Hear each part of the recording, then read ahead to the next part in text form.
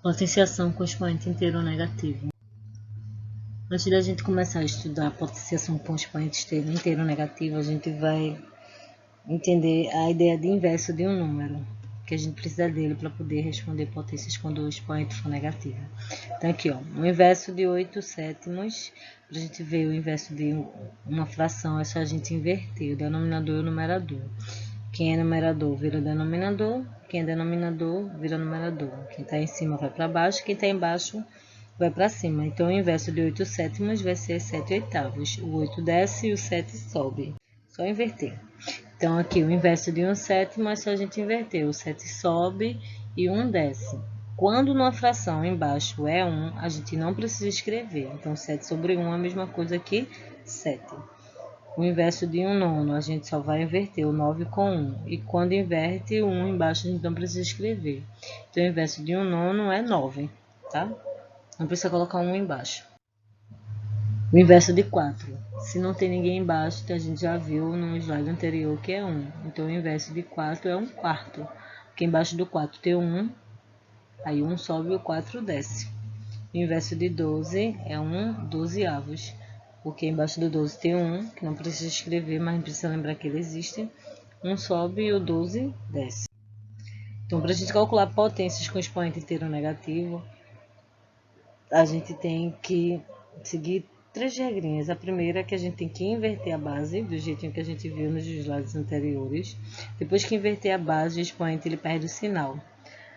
E no fim a gente calcula normalmente a potência.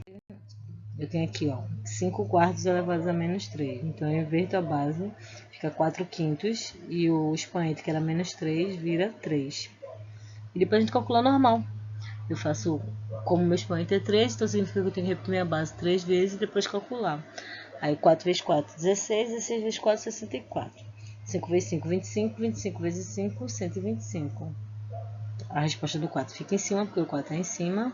E a resposta do 5 vezes 5 vezes 5 fica embaixo, porque o 5 vezes 5 vezes 5 está embaixo. 1 meio elevado a menos 8. O inverso de 1 meio é 2 sobre 1. E esse 1 embaixo a gente não precisa escrever. Então, o inverso de 1 meio elevado a menos 8 é 2 elevado a 8. Depois a gente repete o 2 8 vezes e multiplica. 2 vezes 2, 4, 4 vezes 2, 8, 8 vezes 2, 16, 16 vezes 2, 32, 32 vezes 2, 64, 64 vezes 2, 128, 128 vezes 2, 256. 7 elevado a menos 3. Inverte, lembra-se que embaixo do 7 tem um 1. Aí inverte, fica 1 sobre 7 e o expoente que era menos 3 vira 3. E a gente repete o 7 3 vezes e depois multiplica. 7 vezes 7, 49. 49 vezes 7, 343. Observe que o 1 eu não repeti. Por quê? 1 vezes 1 vezes 1 vezes 1. Não importa quantas vezes você vai multiplicar 1, a resposta sempre vai dar 1. Então não tem necessidade de você ficar repetindo 1. 1,2 elevado a menos 2. Tem duas formas de calcular quando o número é decimal. A primeira forma é transformando o número decimal em fração decimal. Então, 1,2 é o mesmo que 12 sobre 10. Como 1,2 tem uma casa decimal só, então embaixo vai ser 10. Se fossem duas casas decimais seria 100, se fosse três casas decimais seria 1000 e assim vai.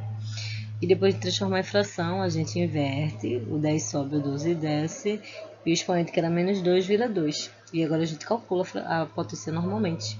10 vezes 10 e 12 vezes 12. 10 vezes 10 dá 100 e 12 vezes 12, 144. Ou a gente pode deixar na forma decimal. A gente inverte. Lembre-se que embaixo tem 1,2 vai ter um 1 que não precisa escrever, então 1 sobe e 1,2 desce. E o expoente perde o sinal. E a gente vai lá e calcula 1,2 vezes 1,2 dá 1,44. E aqui no final as duas respostas parecem ser diferentes, mas elas não são diferentes, a resposta é a mesma. Se você tiver a curiosidade, divida aí depois 100 dividido por 144, você vai ver que vai dar 0,6944444, uma décima periódica.